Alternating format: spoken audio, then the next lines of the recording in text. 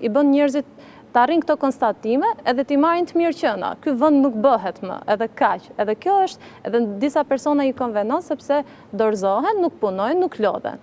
Udhësillja, edhe pse sigurisht nuk është në krahasim dinjitos, po vetëm një shembull për të na rikthyer vëmendjen. Shtetet e Bashkuara të Amerikës së fundmi janë bërë motivues me një thirrje të madhe, American Dream, domethënë ëndra amerikane. Kjo ka bërë që gjithë popullsia, gjithë njerëzit të kenë një ëndër, të kenë një vullnet, të kenë një shpresë, të kenë një dëshirë, të kenë guximin për të shpresuar që gjithçka do ndryshojë. Kenë guximin ta mendojnë që çdo kush është një personazh që mund të japi kontributin e vet në çdo pjesë të shoqërisë.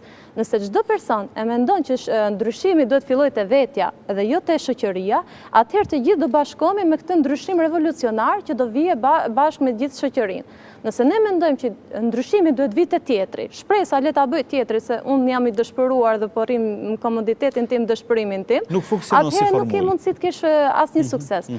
Shtetet e Bashkuara të Amerikës edhe disa nga fushatat elektorale që kanë qenë fuqishme, kanë qenë vetëm për shkak të thirrjes në guximin për të ndryshuar edhe në guximin për të përmirësuar situatat edhe idenë që çdo kush është një faktor ndryshues. Çdo person duhet ta shohë veten për faktor ndryshues.